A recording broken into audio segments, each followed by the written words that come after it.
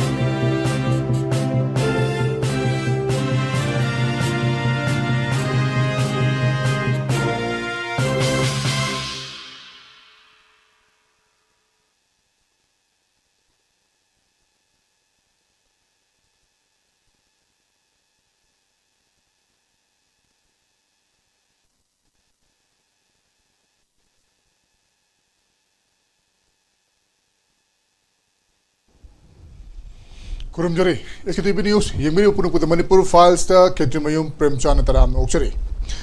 नसिखर तबि मतंग असि मणिपुर की chief minister Yumnam Khemchand ngarang asi सेनापति दा चतुना तोंगान तोंगान बा चखत थोरागे थबकिया येंशन की बा हाबे तारा मांगना येंशन की बा असि असुकी मतिक कोगी मफम मदुगी मियाम खंगतना मणिपुर की ओइना यामना फब खोंगथांग अमनी अदु महाना चखिबा अदुगुंबा खोंगचत अदुदा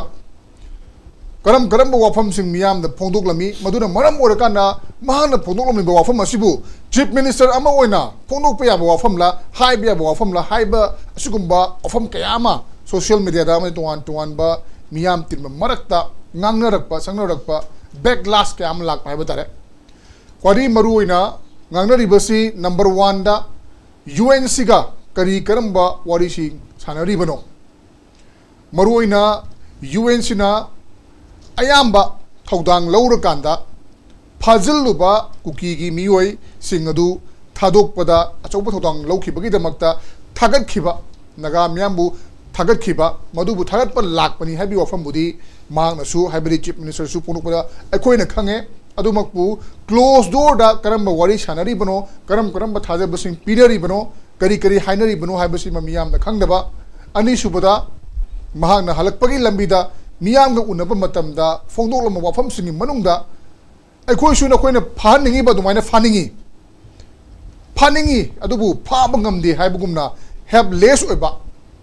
तोफम खंगदबा तौबु ngamदबगी मवंगदा फोंदोखिबा वाफमसिंग मसुगिसु मथक्ता सुगी मतंगदा मसुगिसु मथक्ता नोंगानबदगी हाना सुनबा वायलेंस न मरम ओरकांदा एकोचु मथा याम साइ याम वाइ हाइबन चिंगबा वाफमसिंग हाइबा तारे इचम चमना हाइबो ओरगसु मिचम अमन हाइबगा चीफ मिनिस्टर अमन हाइबगरी याम खेनबन मरम ओरकांदा मियामना असुगुंबा ngangnaba backlash torokpa asibu chief minister go वाफम मांगना हारि सुबो मांगना गवर्नमेंट लु चिंगबो ओरका करिमना तोबो ngamद्रबगी मौंगदा हाइबसि करि तोबगी नो हाइबन चिंगबो वांगसिंग असि लाकपा अदुना हाइब हिरमसदा युमफम ओइरगा खना नमदे थमजरी ब टॉपिक असे चीफ मिनिस्टर अंडर फायर हाइबदी मागी मनिंगदा मागी मतंगदा मयाम ngangnarakpa why helpless करिमता तौब ngamdabagumna leibasigi maram sikarigi no haiba hiramasa khana bai tamakta thamjaba topic ni haiba hiramasa khana bai tamakta nation biribasi yan hamada agi hek oi thamguda phambiribasi Dr. DHANABIR LAISHRAM social scientist jabu hamta mokchari muthang nation biribasna IPSA gi working president uja KHURAIJAM athaubani jabu sara mokchari ngake matungda THADOU gi leader social activist koigi Michael LAMJATHANG HAOKIP su yorlagani ahan basi DHANABIR the chief minister ki khongse mayamna adum appreciate to ke sukai de hoi maruina kangpuk people power gadi mayam sidum kenom khana re habtar adu masine to kana thama makanda kangpuk pi se power ga chale aduga senapati da chalambasi naga miyam hanadagi hauna makoi taruk ki hakchang pangba numit adudagi aduga tuan ba thodok sing na yupam oira kanda adugi matik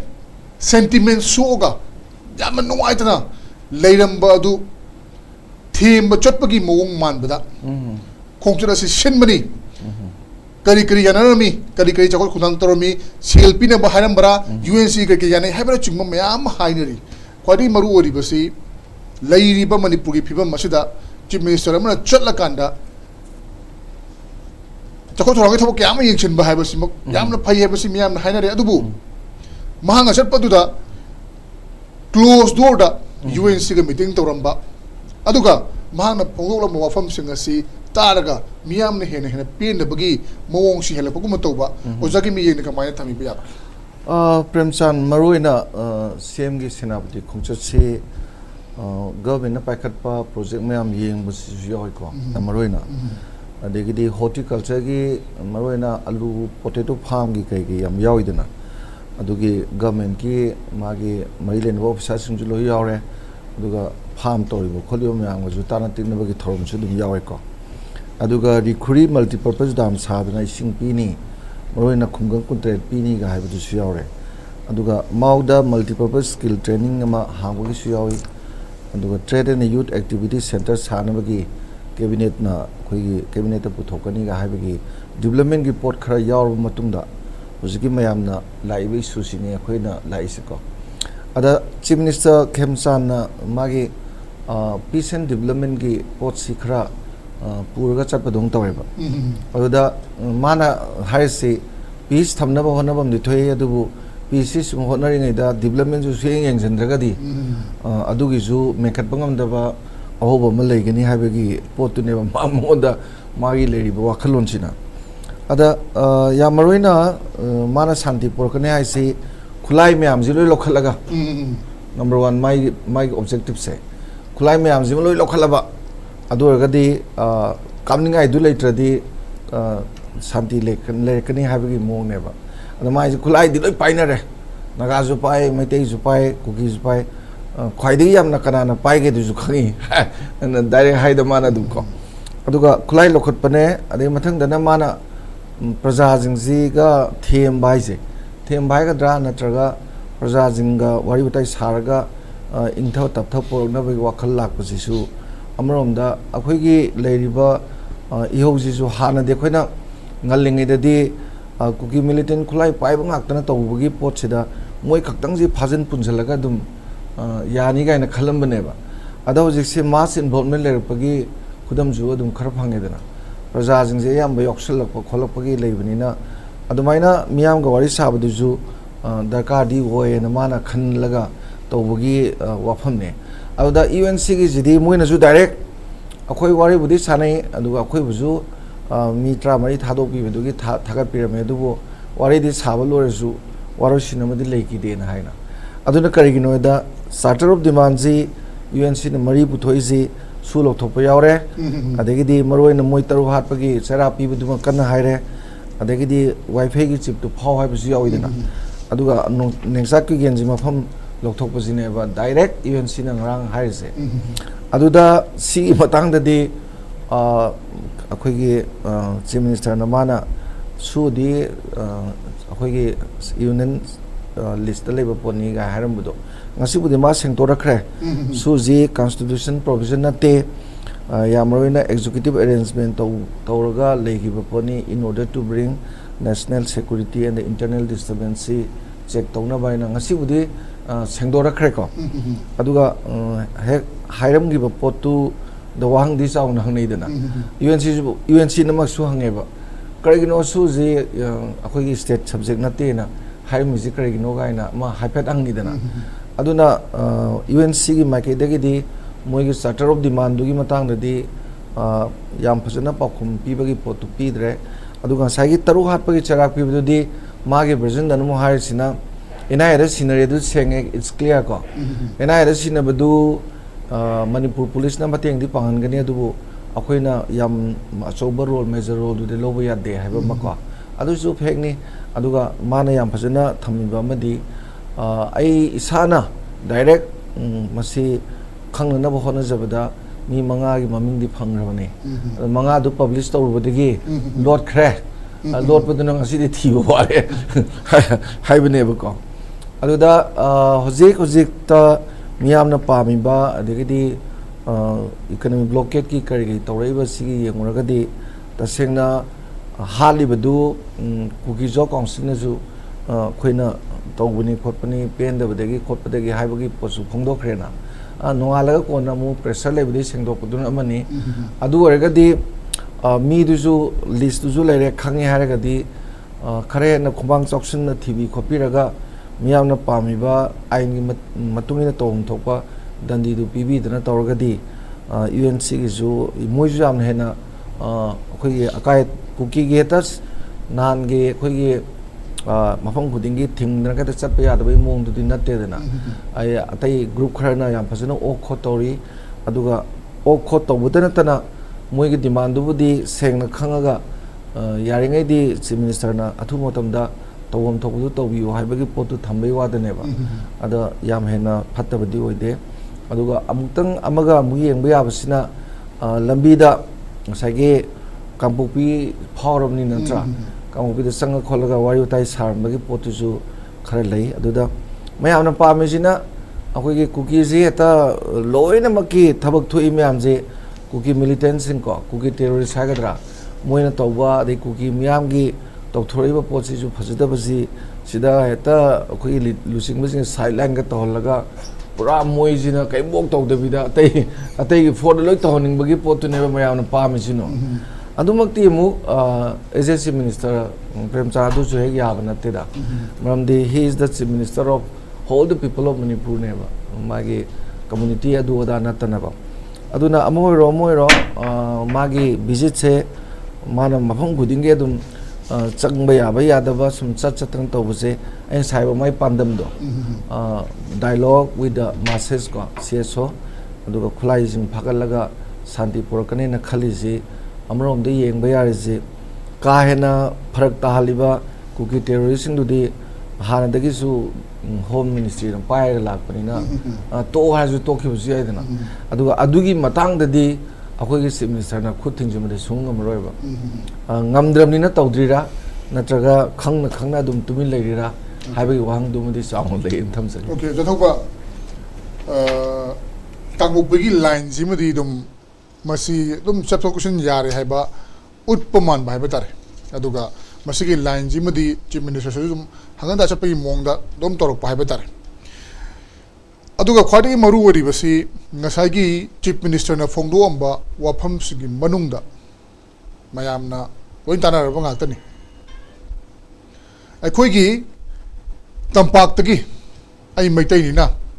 charity begins at home kaina haiba tampak tagi hauraga khoi khulai thadok naba pamai luchingba unle pallaga haitare mokoi khulai phagat khiba umfu hena phagat khiba adagidi mokoi game ani kaina palle madu phau palla kanda sidagi haura ini mathang tawduini haibagi wafam amo haibatar tasena miyamna hangningli badi maitai ama oina ubagi mahutta chief minister ama oiragadi ka hena asok mafam du hana hidak thabana phatabra khara gara sokpududi matam khara leraga tawbasu yabra natre hargana ka hena sokpudu thawu tabar targadi maduni hena na bi sandura kanda tuan mu khudung chadaba la oidra haibagi wahang shiri miyamna hangnei se kamai yeng be sigi matang se Premchand president rule impose tawki matam do adudagi hona koige Manipur gi governor na disarm tawbugi mana initiative ma lowe adagi ma adu the statement ga thoktana yam phajana initiative lowe na hai akhoi myam na suma khoi du matam do khoi unai ko una matam ji khoi na hai disarmament sina key to saigi restore law and order aduna disarmament di at any cost aggressively to biga dabani kulai pai ba mi amata da khoina si to no hai bam te leite aduna masi chan mirai nai bagi wafam natana state sigi magi ledi jurisdiction manung chide da any form of illegal armed operatives am te lehen na ba hona biu have khoi appeal to ga lai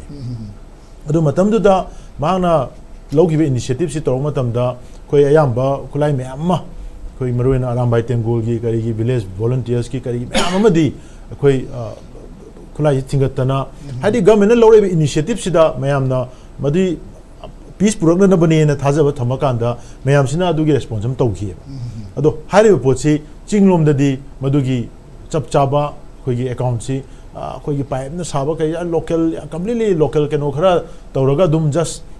ꯇꯣꯛꯈꯤꯕ ꯍꯥꯏꯇꯥꯔꯦ ꯑꯗꯨꯃꯥꯏꯅ ꯇꯣꯛꯑꯒ ꯂꯥꯛꯈꯤꯕꯁꯤꯅ ꯍꯧꯖꯤꯛꯁꯤ ꯃꯊꯪ ꯂꯥꯛꯄꯁꯤꯗ ꯗꯤꯁꯑꯥꯔꯃꯥꯃꯦꯟꯠꯒꯤ ꯀꯦꯝꯄꯦꯟꯁꯤ ꯃꯥꯏ ꯄꯥꯛꯅ ꯇꯧꯕꯒꯤ ꯃꯃꯤꯁꯤ ꯁꯨꯡꯇꯥ ꯇꯥꯗꯕ ꯑꯗ ꯍꯧꯖꯤꯛꯁꯨ ꯄ꯭ꯔꯦꯝꯆꯥꯟꯗ ꯍꯥꯏꯕꯤꯔꯤ ꯑꯗꯨꯃꯥꯏꯅ ꯑꯩꯈꯣꯏ ꯒꯚꯔꯟꯃꯦꯟꯠꯅ ꯇꯧꯕ ꯑꯦꯄ꯭ꯔꯣꯆꯁꯦ ꯒꯚꯔꯟꯃꯦꯟꯠꯅ ꯑꯦꯄ꯭ꯔꯣꯆ ꯇꯧꯕ ꯃꯇꯝꯗ ꯀꯝꯃ꯭ꯌꯨꯅꯦꯜ ꯂꯥꯏꯟꯗ ꯏꯊꯅꯤꯛ ꯂꯥꯏꯟꯗ ꯑꯥꯏꯗꯦꯟꯇꯤꯇꯤ ꯔꯤꯐ꯭ꯂꯦꯛ ꯇꯧꯔꯒ ꯋꯥ ꯉꯥꯡꯅꯤꯡꯉꯥꯏ ꯃꯔꯝ ꯁꯨꯡꯂꯩ ꯂꯩꯇꯦ ꯃꯔꯝꯗꯤ ꯑꯩꯈꯣꯏꯅ ꯍꯧꯖꯤꯛ ꯗꯤꯜ ꯇꯧꯕꯤꯌꯨ ꯍꯥꯏꯔꯤꯁꯤ terrorist ꯏꯂꯤꯃꯦꯟꯠꯇꯨꯅꯦ any form of terrorist element aduga certain situations of incidents of crime any heinous crime yam thokre handak to phomong sana khara thokre February dagi horaga sigi thoiba heinous crime yam se sigi crime sing sigi justice pin na bagi initiative to kaya yamna sincerely aggressively low budu mayam ugep madu uraktabadu na maram oraga state ta thajabaji mangai ne मधुगी पोतुना sum delay तौरपदुना मियामना ओइना justice फंगद्रिबो अखोइ सि तौरनी हाकांदा सिगी Laiba मसागी disorder ma'am से लाइनेबा कांपोपीदे impose तौसलेबा सेनापति न थिंजलेबा लैदाना अदो सिगी पोन ma'am सिदा होजिक सि selective appeal अम लाए Moina होजिक appeal तौरेबा पोटसे selective appeal ने ngarang chatpasideida hojiki kuki gi church leader ne na hairamba leiramba sing फियांगो बयान कांगू मैम दो मोइना पीरिबे अप्रोच तो येंबियो मोइना तौरिबा अपील देंगो थादो पास्टर थादो चर्च लीडर अहुम दो अदुगी कनोगी वारी ने अद सुना कंदा नागागी कोनसा खुलदगी तौरगा लेलोन ब्राफे द मोइ तरुक एकदा हाखिबदो अदुदसु पास्टर नि यावरिने अदुगी वादुदि मोइना एक्नोलेज तौदिसे गेगे नत्रा अदगी मोइना लंबी फालो ना हाइरिसे सेनापति दे कांपोपी bogie supply se phatpiu haibne yes Imphal om deju supply se moide lak puse si hangdon biu haibne Manipur gi lambi phatpiu senapati dagi oja more yona phatpiu haibe wari mi yaudre ba pose khaktai wane ba moi pose khaktai wari ne ba adu lambi se pura phatok biu haibe wa yaudre Churachandpur pura Imphal dagi senapati dagi Churachandpur pura phatok piro jiri pura phatok piro haibe si yaude ba adu tare adu gi selective oiba demand ama torok matam sida अखोई chief minister ने respond तौरीसी goodwill ददी ओरम बेय but अदुम selective approach सी हाना rationalise तौथोक्सी हाना मणिपुर अपुनबगी इंटरेस्ट ता वांगांग बदो अदु ngang ननबगी सिचुएशन मा हाना सेम दु मथौ तादब्रा सिनि दा कोइना हाइजरिना नत तारगदी मणिपुर दा थोइबा क्राइसिस से मसी ngarang nahangi सेनापति दा नागाना इकोनॉमी ब्लॉकेट तौरपसे सि नते है मणिपुर क्राइसिस जे चाहि ओम हेंजला सिगी ओवरऑल इशू सिगी की फैक्टर ओरिसिदी सस्पेंशन ऑपरेशन दा operate तौरगा लेरिबा terrorist cannibal armed group mercenaries India government mercenaries oina sizinariba proxy army singsine problem di ala sigi problem sigi matang da wa hang kuma tam da di magi site gi di masi mu completely India government gi purview da leigiba dona magi kano si kaim leitaba dona manu khumdora budo khan sengdora but sengdorok taraga su sengdorok paduna technical issue ne khumdora isina magi intention du ne khumdora isina ma masida khut thabado Madhu ngамद्रे नत्रगना अखोय थानिंगद्रे थाबि याद्रे हाइबगी reflection दुनेबा अदु ngasi सेंगदोरे दुना administratively दि अकाइबा लायबा कैनोदा operator Jido जा state की jurisdiction territory मनुंग दने अदु दारि state की law and order दुइ मरकता Swiggy camp सुनो ऑपरेटर ओ जगह सिंगसी तोंगाना बफर ओइना थमगा मोइजे तोंगान लेहंदोरा स्टेट की कनो याउदबरा बट सी सु एग्रीमेंट दि ट्राइपार्टाइट ने हारिमने ट्राइपार्टाइट ने हारिमने स्टेट गवर्नमेंट सिग्नेटरी ओइरिमने अनो whenever there is a meeting in new Delhi तो मतम स्टेट की होम कमिश्नर खान याम चत्रो दु अदु चले याव नत्रो अदु पो म्याम दुगी एडमिनिस्ट्रेटिव एकोगी लैप्सेस लेगी गदोबुदो मदु कन्नन होना बद स्टेटमेंट थोलकने whereas on the other side chief minister na phongdore isina center na completely control tausan gibagi mangon helplessness ama oibudo madu reflect tawjarakpane aduna handak अखोई चीफ मिनिस्टर ना चुराचांपुर चलुब नुमितुदा माना चुराचांपुर दुगी हलकपगी वारी ददी सिक्योरिटी मीटिंग लई होम मिनिस्टर यावबना हाइकी अदो अखोइना खबर दong थेंना कांददी मा यावरमदबगी पावेन थोले चुंबलाम बै खंगद्रे पेंजावने खंगमनी सिक्योरिटी मीटिंग अम तवे नत्रा दिल्ली दे कइदे तो गवर्नर म्याम ऑनलाइन यावनो होम मिनिस्टर फमगा अदुदा अखोई चीफ मिनिस्टर होम मिनिस्टर यावदे हेदना न्यूज़पेपर खरा ददी हेडलाइन दong हपसलेबा असोमदा चुराचांपुर दे हलकपददी सिक्योरिटी मीटिंग लई होबना थुना हलकपने नमो helicopter thuna han mani lambi da chat yar mani wa ko ana sigi anomalies mayam se si miyam da sung ngai da sum thok pani na mayam da chu confuse yam chalal le adu ta seng magi di suspension operation gi issue se masi handle tawdraba adu ta gadi manipur gi irang lotion na bagi mangdu di khoi suang mangam de kaino hai ganda makhoi si strategically chingi naga amadi meite gi settlement area sing sigi marak chida india government well plan taroga chai kun mamang dagi tolo bhullaga paisa piraga ne aga thaga thamabni ngasi ju thaga thami bane sigi thami bo kangu sing sina ngatane disturb tawre se me gi tang hum da churachanpur da khulai pai tholai du su group ni ngasi bo da du gi naha sing du phagra bra ngasi bo do moi mathade inquiry taw bra kamaina noi kamai tholai no noi na sigi phawo choi khai de yum mai thaba mai te tek taw se noi yaw so se kana na ya pi noi commander kana no kamai taw no ai se hangra bra kaim thokte natra are sona kanda ngarang nahangi nagataru asiba phanga matungda deputy chief minister dikho masana chief minister nakanda phamaga press meet tawda he has already testified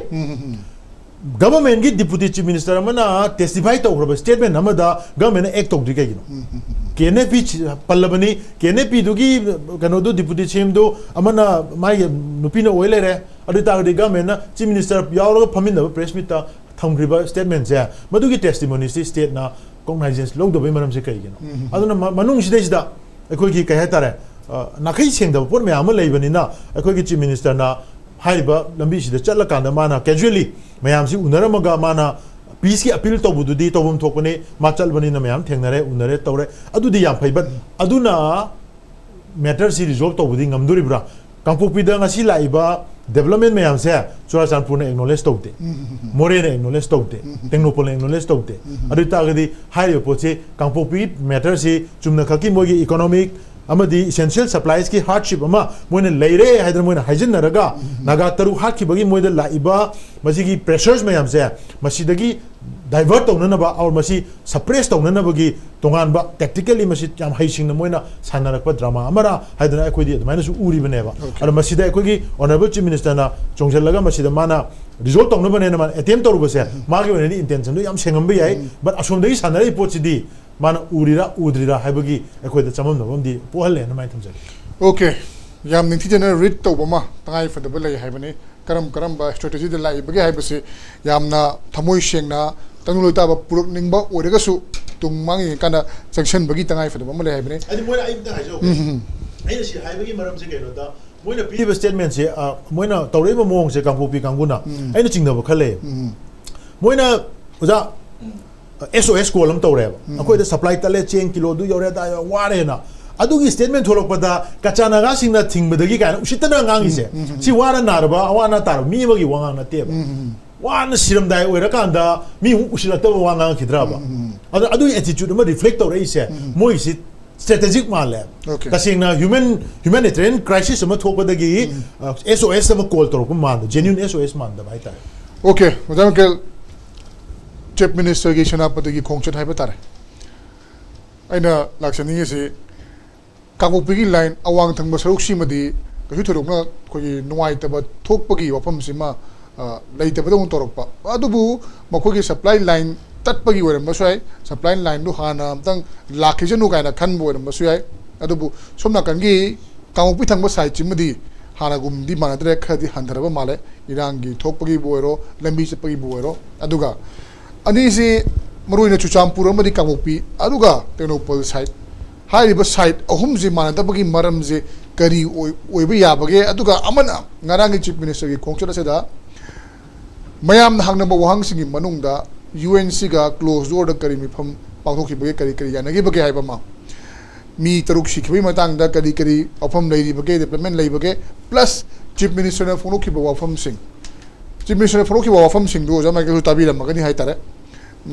amani sum panan jarabada akoisu nakoina fahaningi ba misinu faningi do fabangam da bai mawanga adigi suspension operation do akoigi state ki makha da lekti habana chingba ko na sinu ko erga su makoina phonokhi ba wafam sing adu akoigi victims family aduga miyam da kadai fawu da karma message pidam ga dage haibagi wakhalon si miyam na naina ba hawi habitare kamai yembe han bada honorable chief minister ngarang gi visit do taseng na haitara was sudden visit ne aduga UNC ga meeting phami do matung jina mau da chatle hala kan sida ketang मासे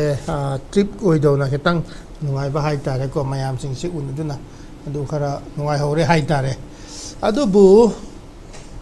take away haitare what is a take away is very important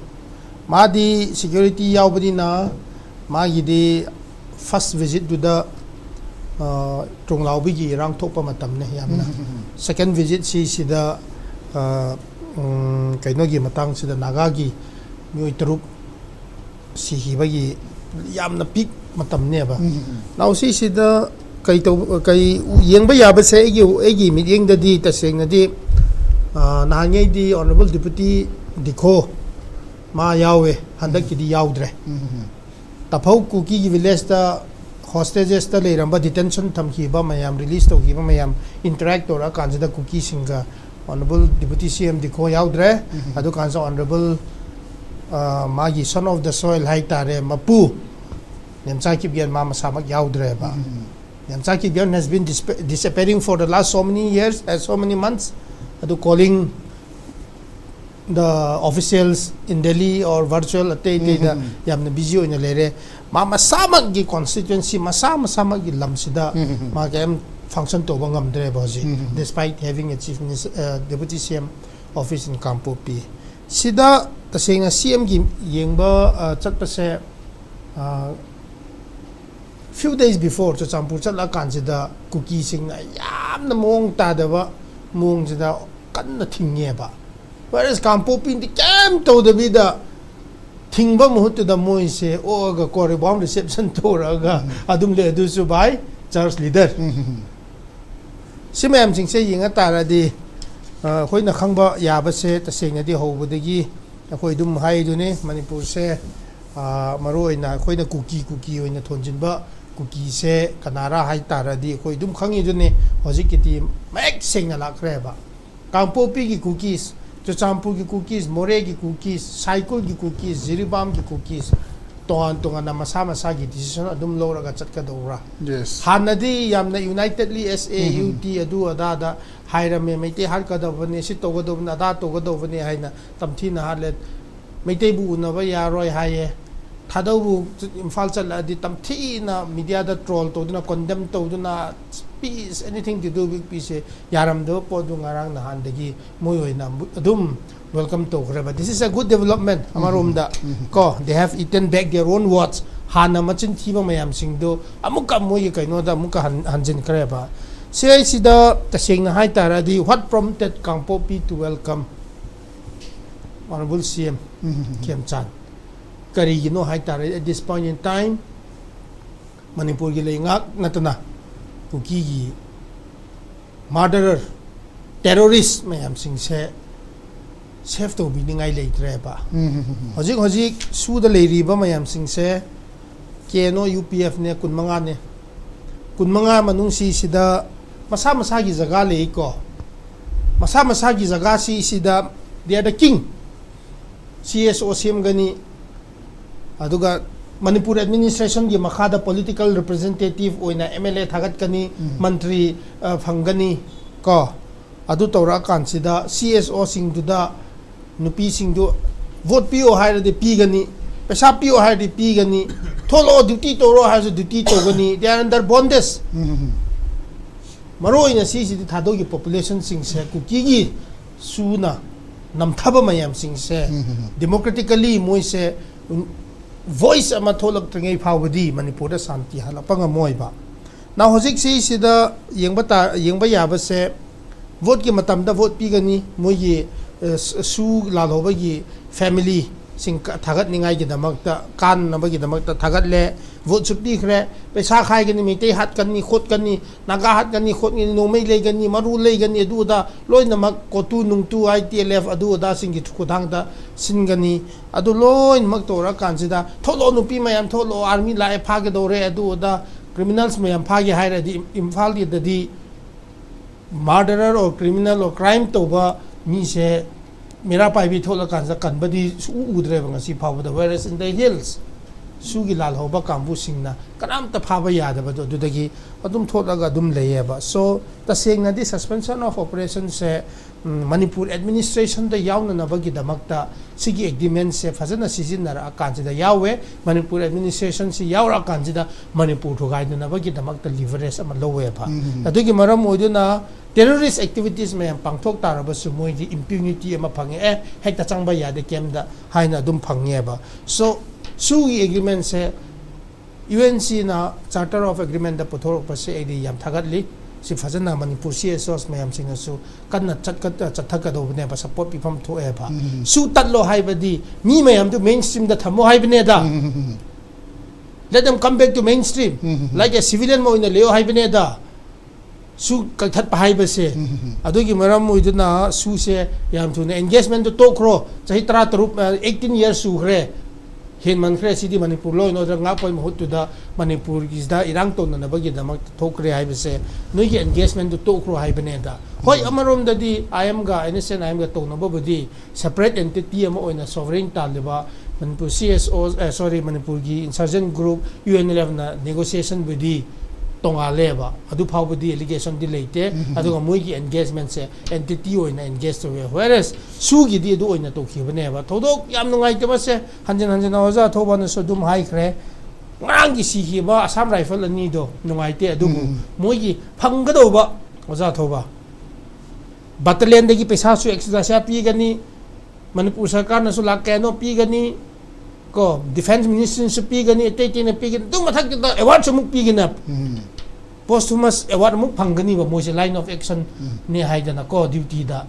whereas akhoi civilian mayam siba mayam sing du yengo ba kaisu phangoi ba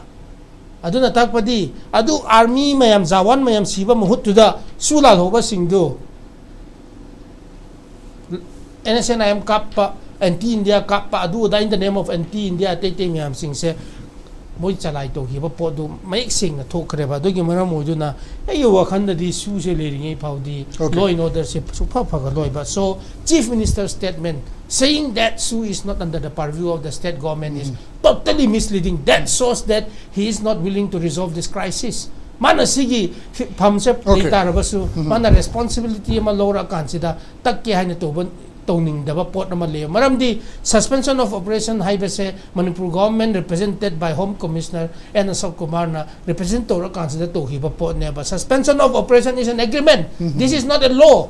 Law na teba constitution na teba sidi Manipur sarkar na yara kanta condition same ba any agreement rental agreement oiro any agreement oiro any type abrogate to bayai prior notice pi ga to bayai ba sigi su agreement se notice to bayai da ba state na su pai ba su ya da ba mung do na akhoi na khal ise sidi this is totally misleading so ta sing na di chief minister na visit to hiba kampo pi gi visit se ta sing na di cookie side na di u turn lo hiba kampo pi cookies of Kampo Peace have taken U-turn, but the saying that it has a way pot nate short term gi just criminals mayam nagagi micham praja mayam tamthina har hiba gi do bail out to ninga gi damakta Manipur government gi appeasement policy amo in drama o in to hiba pot ne thaja ba ya ba pot nate highway say my time okay drama magumna chat khiba kongchat haiba tare machine miyam na khanaram gani na highway se duga kwaring maru ori ba se koi gi houzik leriba Manipur gi phibam masida kadai fawda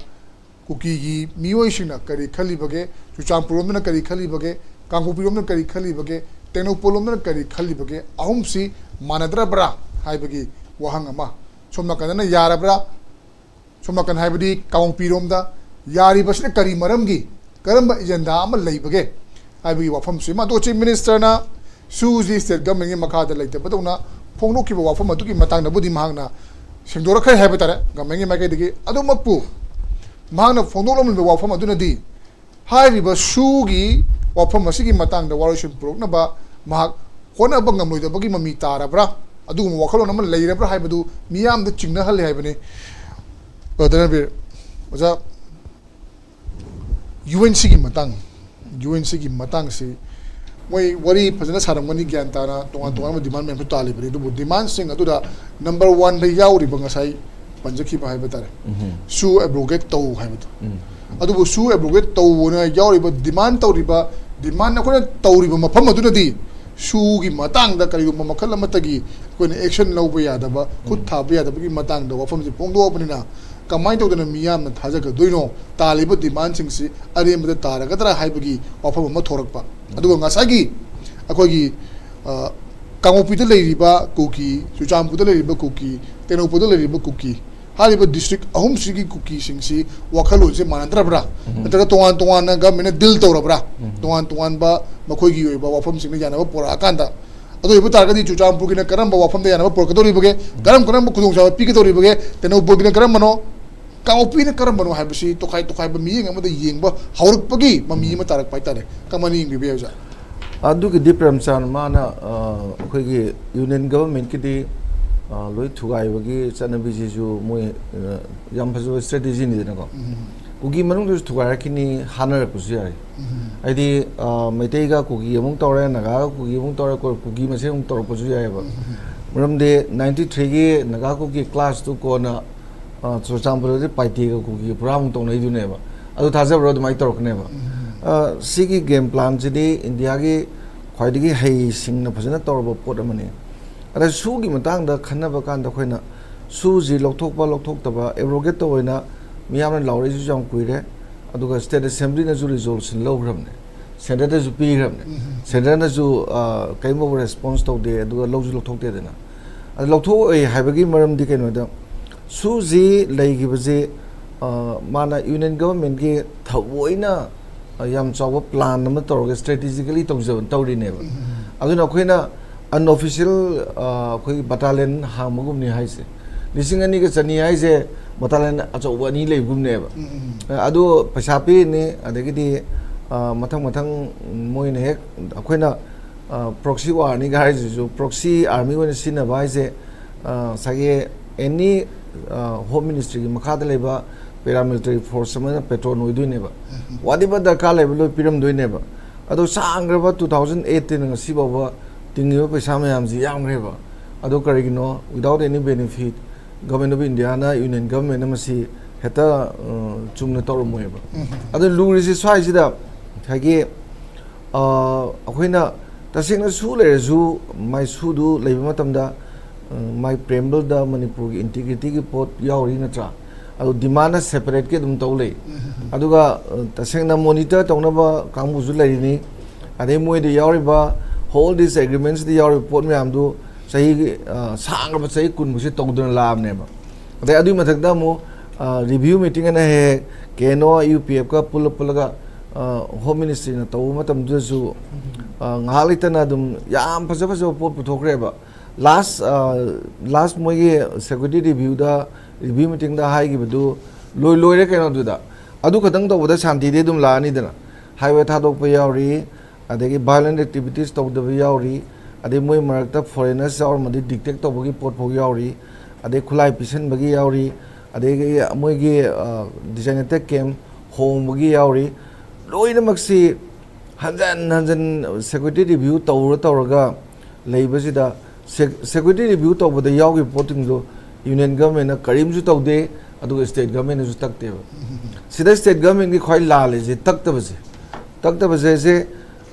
ꯁꯥꯟꯇꯤꯗꯤ ꯅꯣꯏ ꯁ꯭ꯇꯦꯠꯅ ꯄꯨꯔꯛꯀꯗꯕꯅꯤꯅꯦ ꯀꯥꯏꯅ ꯕꯣꯜꯁꯤ ꯁꯣꯝꯗ ꯀꯥꯎꯁꯤꯜꯂꯛꯄꯗ security ꯔꯤꯚ꯭ꯌꯨꯗ ꯌꯥꯅꯈꯤꯕ ꯄꯣꯠꯇꯨ ꯇꯧꯕꯤꯔꯒꯗꯤ ꯁꯥꯟꯇꯤ ꯂꯩꯔꯦ ꯀꯥꯏꯅ ꯇꯛꯅꯕꯒꯤ ꯄꯣꯠꯁꯦ ꯑꯩꯈꯣꯏ ꯁ꯭ꯇꯦꯠꯇꯁꯨ ꯂꯩꯇꯦꯗꯅ ꯑꯗꯩ ꯍꯧꯖꯤꯛꯁꯨ ꯑꯩꯈꯣꯏꯒꯤ ꯆꯤꯐ ꯃꯤꯅꯤꯁꯇꯔ PR ꯃꯇꯨꯡꯗ ꯌꯥꯝ ꯂꯥꯏ ꯈꯪꯕ ꯄꯣꯠꯅꯤꯗ ꯄ꯭ꯔꯦꯝꯆꯥꯟ ꯀꯩꯅꯣꯗ PR ꯃꯅꯨꯡꯗꯗꯤ ꯅꯣꯠ ꯑꯦ ꯁꯤꯡꯒꯜ ꯅꯣꯡꯃꯩ ꯃꯈꯣꯟ ꯊꯣꯛꯇꯦꯗꯅ ꯑꯗ ꯁ꯭ꯔꯤ ꯈꯦꯝꯆꯥꯟ ꯍꯦꯛ ꯄꯥꯏꯕ ꯍꯧꯕꯒ ꯊꯣꯛꯂꯛꯑꯦ ꯊꯣꯛꯄꯗꯨꯗ ꯃꯤꯌꯥꯝꯅ ꯀꯔꯤ ꯄꯥꯝꯃꯤꯒꯦꯁꯤ ꯌꯦꯡꯉꯒ ꯁꯨ ꯑꯦꯕ꯭ꯔꯣꯒꯦꯠ ꯇꯧꯕꯒꯤ ꯃꯇꯥꯡꯁꯤꯁꯨ ꯗꯦꯜꯂꯤꯗ ꯇꯧꯔꯛꯇꯕꯗꯨꯅ ꯑꯃꯅꯤ ꯑꯗꯨꯒ ꯃꯥꯅ ꯑꯦꯁꯦꯝꯕ꯭ꯂꯤꯒꯤꯁꯨ ꯔꯤꯖꯣꯜꯨꯁꯟ ꯂꯧꯈ꯭ꯔꯕꯅꯤ나 ꯍꯧꯖꯤꯛ ꯂꯩꯔꯤꯕ ꯂꯩꯉꯥꯛꯄꯁꯤꯡꯁꯤꯒꯤ ꯂꯨꯆꯤꯡꯕꯁꯤꯡꯅ ꯎꯅ ꯈꯣꯠꯅꯔꯒ ꯈꯔ ꯋꯥꯔꯤ ꯁꯥꯕꯒꯗꯨꯁꯨ ꯄ꯭ꯔꯖꯥꯗ ꯃꯥꯏ ꯇ꯭ꯔꯁ ꯕꯤꯜꯠ ꯑꯞ ꯇꯧꯋꯤꯗꯅ ꯑꯗꯨꯁꯨ ꯇꯧꯗ꯭ꯔꯦ ꯑꯗꯒꯤꯗꯤ ꯐꯣꯡ ꯁꯥꯅ ꯍꯧꯖꯤꯛꯀꯤ ꯌꯥꯝ ꯃꯔꯨꯑꯣꯏꯅ ꯂꯩꯒꯗꯕ 6ꯀꯤ ꯃꯣꯏꯅ ꯖꯁꯇꯤꯁ PO ꯑꯣꯏꯅ ꯇꯧꯔꯤꯕ ꯃꯇꯥꯡꯁꯤꯁꯨ ꯊꯕꯛ ꯏꯇꯧ ꯇꯧꯗꯕ मानबसे सिसु हेना वारौनिंगाइदि ओइबा होय खुलाई लौखटपा अदगिदि मागी रिकॉन्सिलिएशन प्रोसेस ता लाकपा मियाम वारी साबा अदुदि in any conflict torn area दा तौबम थोक पोट अमनेबा अबदा मियामना पाम्बा अदगी खुद की दरकार ले बाहबम से लेदना अदी प्रजा सिंह पामदुगी मतुंगिना अटेन शॉर्ट टर्म पीरियड सिदा कई तौबु यागदगे हाइबदुदी तौदबसे मसी प्रॉब्लम नेबा अदुगा होय डेवलपमेंट की करी करी अमा अमा लोइनबक्तुदी लॉन्ग टर्म प्लान दा याम सांग चथरपदु जाय होजि होजि मई होदना लेरिबा पोतसेगी इसिंग हाइजेन मदौना पुनमक्सि नेमधनबगिदमक्ता तौम थोपजुदी याम तौहनिंगे अदु तौदबदुनेबा अखोय स्टेट गवर्नमेंट की असोयबो ओइना तारग लेरिसे अदुदा डिफेंड तौदना खोतना तौबदु प्लस पॉइंट लेते ना दुआई थमजगे ओके लाथोबा मरुइना अखोगी करिगुम लुफ अमग उनाबा मखोगे वरी छानाबा मतमदा अखोगी चीफ मिनिस्टर नगा चटलगा वरी छानाबा होय मोगी खोंगचुतुई मनुंगसना छानाबा ओरमबुदी याय अदुबु ममांगदसु केजेसी गा उनरुबा हाइबदी चीफ मिनिस्टर ओइना चटलगा वरी छानाबगी मवोंग अमा सुम उरकपदोंग तोरकपा हाइबा तारे अदुगा अमरोमदा मतम सांगना यूएनसीना कोई मखोगी डिमांड तौर लाख पाइब तारे डिस्ट्रिक्ट सेम की मतंग अनौब डिस्ट्रिक्ट हापसलखी मतंग मधुसु ममांग की गवर्नमेंट की हौरकांद कोई गवर्नमेंट की मिहुत्सिंग मरोइना मिनिस्टर सिंग याउना अदुगा ऑफिशियल सिंग याउना सेनापति चलगा वरी छानाबगी फिल्म तौरमी मसी सुम येंब मतमदा लूप अमगा गवर्नमेंट अमगा वरी छानब मतमदा कोई मधु गवर्नमेंट की कन्वीनियंट होइबा नत्रगना कैपिटल ओइबा इम्फाल दा वरी छानबगी मौता सुमाय सुम चलगा तौबगी मवोंगसिनदी लैरिबा अखोगी डिमांड तालिबा तोवान प्रेशर पीरिबा कांगबु सिंगदु हेना मखोइदा मथोई हापदुना तौरब्रा हाबी वांगसि सुमियाम हांगे तो ngसागेना पंजगिबा चुचामपुर की माइकेगा कांगपोकपी की माइकेगा टेक्नोपोल की माइकेगा लैरिबा कुकी सिंगी ओइबा मखोगी डिमांड नत्रगा हजु ओरिबा मवोंगदा खेनबा मयाम लाकबदो तौरिबसी कमाइने मिबे याब अखोई कनोना चीफ मिनिस्टर ना अदुम कैजुअली तोवान बा अखोई सिविल सोसाइटी ग्रुप सिंग हाइ तारे को सिगा उनबसिबुदी माना मा मसाजु खरा दुम कह तारे यामना इचम चमना सुम खंजब मी मो ओइबनिना अदुम माना अप्रोच तौरगा पर्सनली उनरगा हाइबसिना लुम्बे हेनबे याय काइना खल्लगा अदुम तौरबे याय दु गवर्नमेंट की ओइना सीएम की मागी प्रोटोकॉल हम दिले रमनी जाको मदुई प्रोटोकॉल दो सीएम की सराउंडिंग द लेरिबा अखोगी डीपी की जीएडी की लेरिबा तोंगान बा मोइगी कनो मयामसिना कमाइना मोंदा मदुगी अखोगी कनो से कहतारा प्रोटोकॉल जी कमाइना कॉम्प्रोमाइज तो हल्लगा उनहन बनो कई तो बनो अदु मागी विजडम दसु लेरमनी माना उननिंगे हारगदी उनबा यानबा लंबी सेमबा खोटपा अदुगा कांगपोपी चटपगी अचीवमेंट से मसीदी मा उरंगनी खले कांगपोपी चटपे अचीवमेंट अदु कांगपोपी दा मु ngahak मैम इंटरेक्ट तब तंजा फंगनी है मान अचीवमेंट उरंबी है अदुगी इंटरेस्ट लम्मा लंबी फार चटपसी some kind of cordial relation सागनब होनाबदा अनदर स्टेप मागी अचीवमेंट की पार्ट माना मैं लौबीरमसु याय अद लूरीदी हुजिक यूएनसी की मादी याम क्लियरली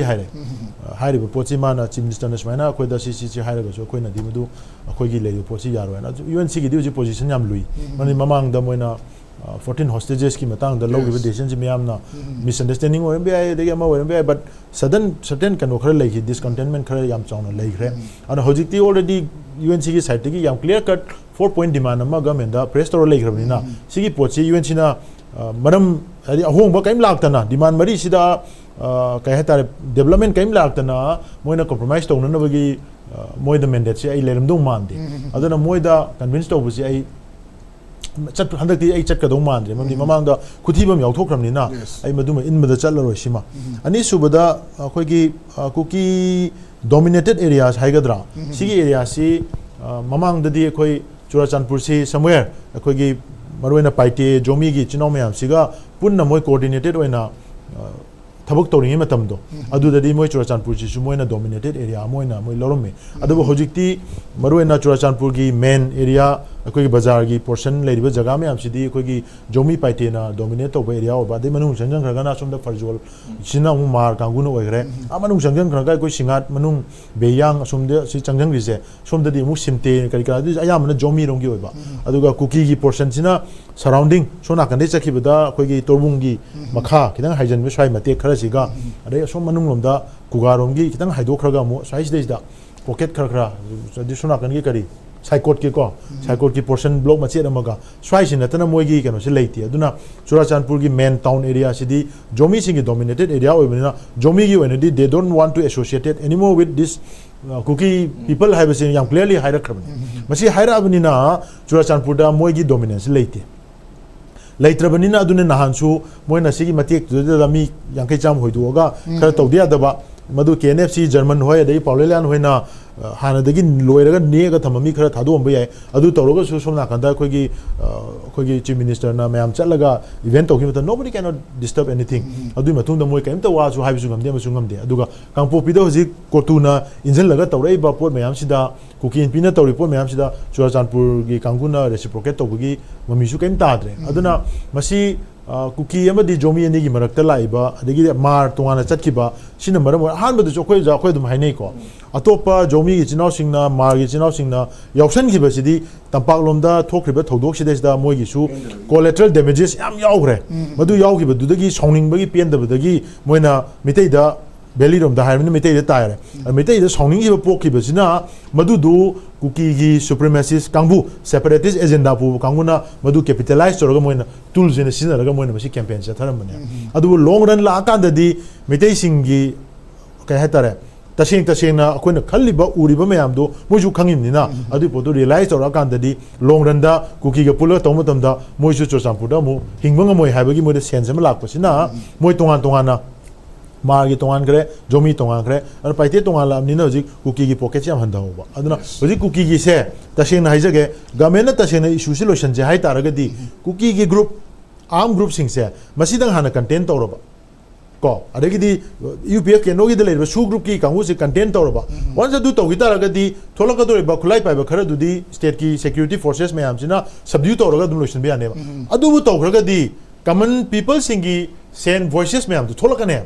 ओपिनियन थोलपा हौरानेबा अदुगी ओपिनियन दुबु पुथोकबा ngamaगदी मथनदा दुम कम्युनिटी सिंगी मरक्ता अदुगी अंडरस्टैंडिंग सिबु वंस लाखि मतमददी अखोई सोमदगी कनामतदा अखोई ताथि तवेना येंगबा दुमगी पोट केसु लेगेदों नतेबा फत्रबा टेररिस्ट कैनिबल्स मर्सिनरीज फोर्सेस में आम दो मदु योगा थमगा अदु काउथोगा नोय मसेन यासनोना सुंगांग लेबसिनदी सिगी पोसिदे अखोई मियाम द मिनम बनेबा सिगी ब्लंडर सी इंडिया गवर्नमेंट सुम तौ थमगा अखोइना सोमदा शांति लोचन न होना दोनेना अखोई की स्टेट गवर्नमेंट अदुगी लाइन दो चलगा इल्लगदी इरांग से लोचन मंगमबगी लंबी दुदी आई सुबंग फंगोइना खले अदुना मसी आईगी आइना लोचन जरबदा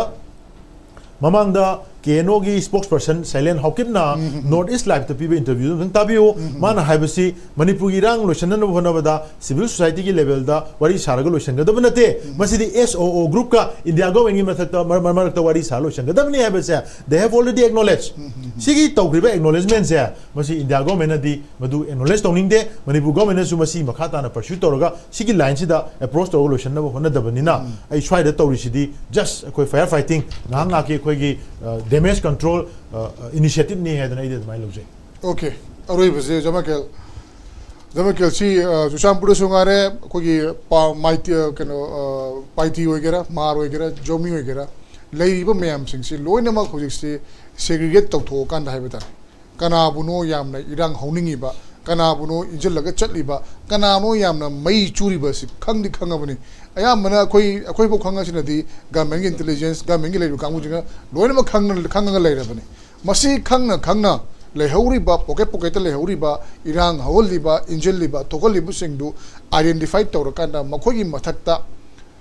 कोई एक्सक्लूसिव ओइबा मियेंग अमा येंगबा ngamdabasi करिनि हाय खनबिबे मसिगी मरमजि कई ओइबा याबगे प्लस ngasagi सुगुमो मैमसे खंगना सूर सुमो मियेंग से ngamdribasi bidi मैम नबदि हानदगी होना प्रॉक्सी आर्मी नि इंडिया गवर्नमेंट की स्ट्रेटजी नि मखोगी प्लान हाय बम लोय हाइनर लेरे अदुबो पीपल्स मैम की वॉइस से कोइन तारे खंगे अदु हौजुक फावदा मसी पोकेट लेरिबसिंग इरांग थोनिंगबसिंगदा तसेंगना मियेंग चंग ngamdribasi मरम करिनि खनबिबे सिदी इंडिया गवर्नमेंट ना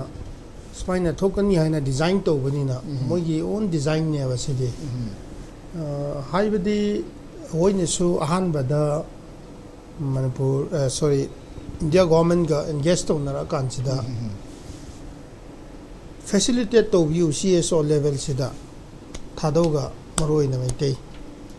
अमतंग facilitate तौबियु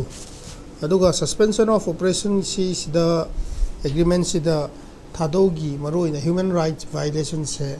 thingbiu se koi kanna takke ba matam du da moi pau khum do hoina THADOU bu meite ga unaba sin batarabadi kuki gi unity se government of India na thugai bani haina khoi da badnam pigani khoi to ba ngam de haye ba do mathak tu da finally president rule matung du da CSO level da orisa nara kansida Minister of Home Affairs na kanna thingne ba uza thoba ne khoi ne kanna hat kaino to ki bane ba na hojik se Manipur prajana khoi na khang ga do po se kuki di masana kai hi bane ba khoi na to ba pot amat leite sidi masana kai hi bane ba sidi realize to pa just unity in hatred meite gi anti meite unity da pun hi bai wa ne sidi ta seina di moi gi di pun de ba hojik yamna siang khre pot tu loi ta khre zomi oina leira ani haira kanji the chief minister do proudly they welcome and they receive what can cookies of Chochampur do they can't do anything hojik su kampo pigi cookies singna koi chief minister okani haira kanda what can Chochampur cookies do they can't do anything hojik meitei council morega HTC more yam thuna dum agreement dum la ani ba moiso what will cookies of Chochampur do aduga akhona cookie na blanket manung da zomi tho kanda marga mizo tho kanda le hogo do base AKT ka THADOU ne ba lon su manaba sak su manaba khun su manaba phi su manaba AKT versus THADOU sin ne ba hojik last lakka do base adubu AKT wege THADOU wege dra si sida so called HAOKIP kangbu ne Burma dagi cookie refusing ne haiba do mi chithi dum iraga dum le 1962 da le re 1988 da le re 2021 da le re smai kamai ne khoi chen gane do idi adum khatna bai muhut da adu defend to bai muhut da asengba iduga mitop do khandok se haibadi yara kan sida solution to focus to ra kan sida khoi myam sing se changa kan sida ngasi se CSOs mayam na kokomi amu ko FOCS aramba yoro kanam ta na thing de ba that is the spirit of maite ngasi Imphal the lay is last 7-8 months without any escort cam yaw the with the freely select can maintain na karito hi ba lebra THADOU khoi da I can't bu check to hojik yeng kan da HAOKIP le gani ba to godu maintain na nang bu HAOKIP ne cookie ni hai ne khoi da hat ngai le te ba to de we have prove it hojik su German Tiger Road du da hai ba do le su le te panchu pan bi ganu IVR gi mi gi naga gi khun gi manak ta kachin manak ta chala kan jida moi gi yamna national highway gum moi gi German Tiger Road pandi bai wane leite adu akhoi THADOU gi da safe oidre lao Imphal da gi Tidim Road da power ga Chochampur chalo kampu pi chalo airport chalo hai lai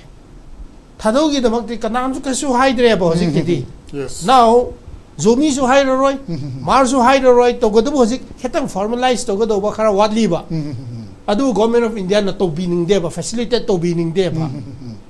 sometimes no machine wari sanaro haye sanara hai so muka somda government na muka thingi to riba pot mayam sing se chief minister na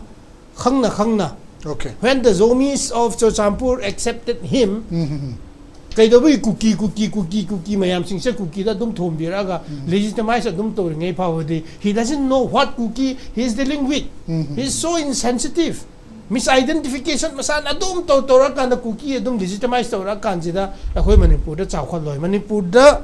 the saying na di cookie haiba mo hei sing di British na pusilak pane leisu leite cheithro kumaba ju su leite kram to leite si se pubira kanu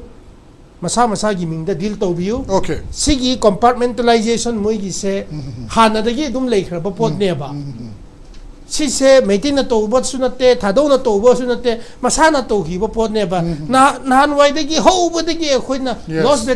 lost battle fight to bne cookies are fighting the lost battle fight to hai ba mayam sing hojik chuma kan da hojik se yengwa hojik pop tare Manipur praja mayam khoi unity oi ba mathau tai okay THADOU in respect to bio maru in respect to naga sing so respect to loi respect to na kan da karamba kari force no koi bu thing bi ga do ba Okay. then only hojik se railway ate lakani development adum lae